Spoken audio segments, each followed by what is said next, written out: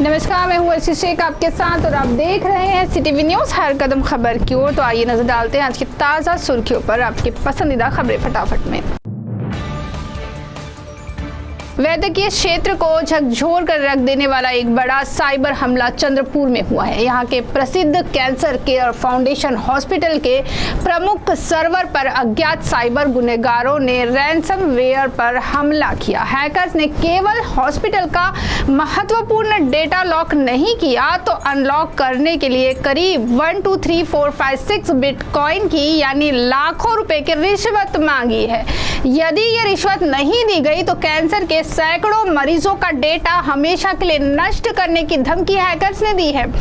इस साइबर हमले से हॉस्पिटल का कामकाज पूरी तरह से ठप हुआ है। इस मामले के सामने आने पर केवल चंद्रपुर ही नहीं तो राज्य के सभी प्रमुख अस्पतालों के साइबर सुरक्षा का सवाल फिर एक बार उपस्थित हुआ है।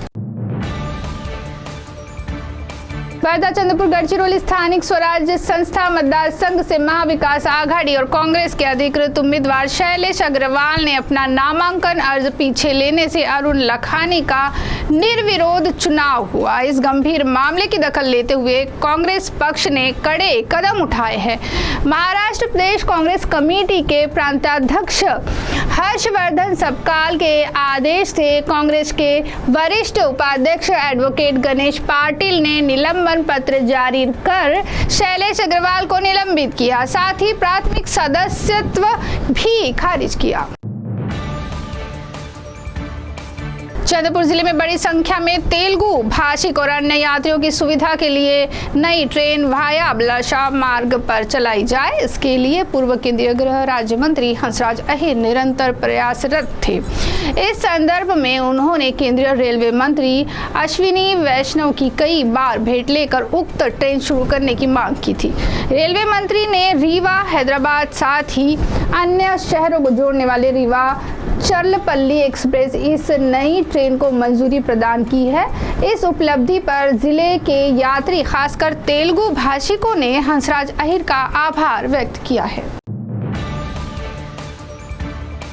हाल ही में पुलिस विभाग में हुए बदलियों के बाद वनी पुलिस स्टेशन का पदभार स्वीकारने पर नवनियुक्त थानेदार भानुदास पिदुरकर ने नियुक्त होते ही अवैध मामलों पर कार्रवाई की मुहिम शुरू की है। पदभार स्वीकारने के बाद दूसरे ही दिन उन्होंने शहर के विविध भागों में शुरू वर्ली मटका अड्डे पर छापा मारते हुए 10 आरोपियों को गिरफ्तार कर उनके पास से वर्ली मटका साहित्य और 2210 रुपए नगद राशि जब्त की।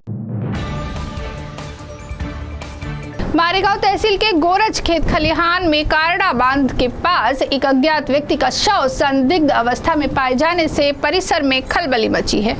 इस खबर का पता चला जब गोरज खेत खलिहान के मारड़ा बांध की नाली परिसर से बदबू आने लगी। तभी स्थानीय नागरिकों ने नाली में देखा तो एक व्यक्ति का शव उन्हें दिखाई दिया। इसकी जानकारी पुलिस को दी गई। ये हत्या है या हादसा, इसकी जांच पुलिस कर रही है।